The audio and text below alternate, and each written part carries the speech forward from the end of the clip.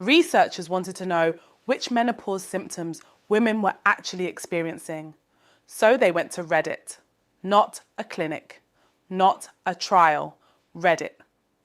And what they found there was a list of symptoms so much longer and stranger than what shows up in medical records that it raises a pretty uncomfortable question about whose data we've actually been trusting. Hi there, I'm Tony Lee, and this is Hot Flasher, your daily menopause podcast that serves up fresh news, research, and wellness tips. I've built a daily news pipeline to find the latest on women's health and menopause research. Allow me to introduce my co-host, Nikki, who handles the headlines. Take it away, Nikki. Thanks, Tony. We've got a genuinely interesting Wednesday today. Let's get into it. So this first story, researchers analysed posts from Reddit, specifically are menopause and perimenopause, to figure out what symptoms women were actually reporting in their own words, not what was checked off on an intake form, not what made it into a chart, what women typed out to strangers on the internet at 2 a.m.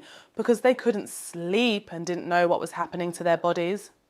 The finding, reported by News Medical, is that the symptom picture on Reddit is substantially broader than what shows up in medical records. We're not talking about hot flashes and night sweats being slightly underreported. We're talking about a whole category of symptoms: cognitive, musculoskeletal, psychological, sensory, that appear consistently in community posts but are largely absent from clinical documentation. This matters for a reason that goes beyond doctors aren't listening, though that's part of it. Medical records are the raw material for a lot of research. When researchers want to understand menopause prevalence, symptom burden, treatment outcomes, they often pull from clinical databases. If those databases are missing half the picture, the research built on them is working from an incomplete map. And then clinical guidelines get built from that research. You can see how this compounds. The Reddit as dataset angle is worth taking seriously, even if it sounds odd at first. Yes, Reddit is self-selected. Yes, people post when something is bothering them, not when everything is fine. Those are real limitations, but a consistent pattern of symptoms showing up across thousands of posts from women who have no reason to coordinate their stories. That's signal, not noise. The kind of signal that should be prompting someone to redesign the intake forms. There's also something worth naming directly. Women have historically described symptoms to their doctors and been told those symptoms weren't menopause related or weren't significant or were just anxiety. So when you find out that the clinical record is missing those symptoms, it's not shocking. It's a documentation problem that was built on a dismissal problem. Reddit didn't create the gap, it just made it visible. What I actually want to see come out of this is a systematic effort to cross-reference the Reddit symptom list with existing clinical criteria and ask, honestly, which symptoms are missing and why. Not as a curiosity, but as a mandate to update the standard of care. Scotland just approved the first non-hormonal prescription drug specifically licensed for menopause symptoms. The drug is fezolinetant, brand name Veoza, and Medscape reported the approval this week through NHS Scotland. Fezolinetant works as a neurokinin 3 receptor antagonist. The short version, it targets a pathway in the brain that's involved in regulating body temperature. During menopause, declining estrogen disrupts the normal signaling in the hypothalamus, the part of the brain that acts as your body's thermostat. And fezolinetant essentially quiets that disruption at the source without involving hormones. This is genuinely significant, and not just for people who can't or don't want to use HRT. It's significant because it breaks a false binary that has been lodged in the public conversation for years.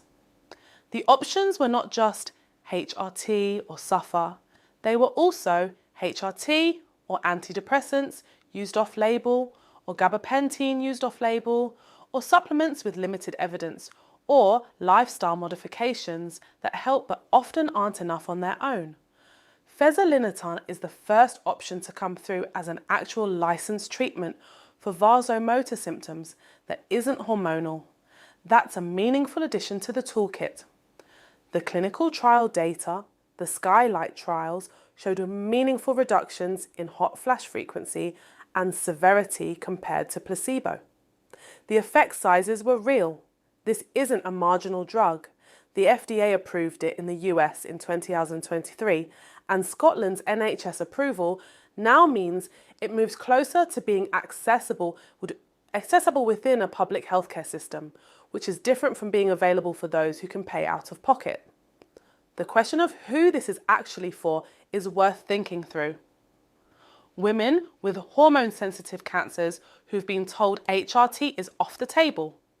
Women who've tried HRT and had side effects that didn't resolve. Women who are philosophically opposed to hormone therapy and want an evidence-based alternative. This drug doesn't replace HRT for people who are good candidates and want it. The evidence base for HRT, particularly for bone density and cardiovascular markers, is still substantial, but it fills a real gap for people for whom HRT isn't the right path. I'll note that fezolinetant has been available in some markets for a bit now, so we're not starting from zero on real-world data. The next thing I'd want to watch is whether access through NHS Scotland actually translates to prescriptions being written, and whether the cost structure makes it genuinely accessible rather than technically available.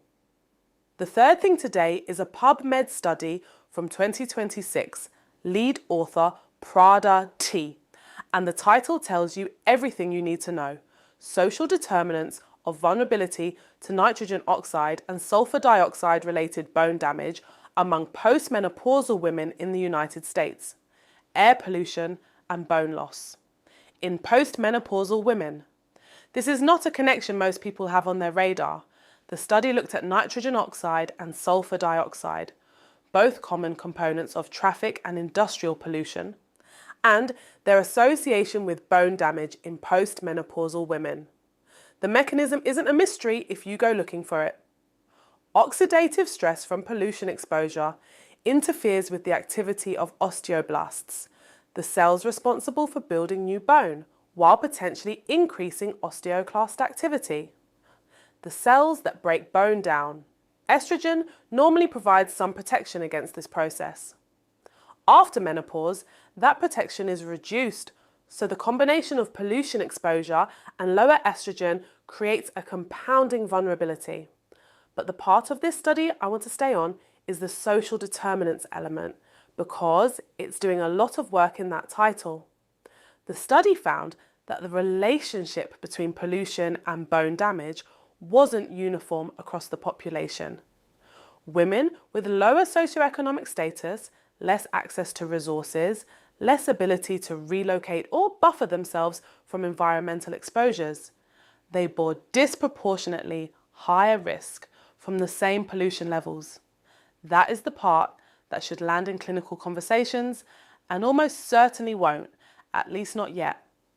When a postmenopausal woman presents with bone density concerns, the conversation is almost always estrogen loss, calcium, vitamin D, maybe strength training, all of which are relevant, but if she lives near a highway or in an area with high industrial emissions and limited green space, that's a factor in her bone health too. And if she doesn't have the economic means to change that, we're talking about an environmental health inequity operating silently inside what looks like a personal health problem. The standard framing of menopause-related bone loss as a purely hormonal or dietary issue is incomplete. It was always incomplete, but studies like this one make it harder to keep ignoring the other variables. Your zip code is doing something to your skeleton. That's where the research is pointing. Thanks for listening to Hot Flasher. We're back tomorrow with more, so don't forget to subscribe. See you tomorrow.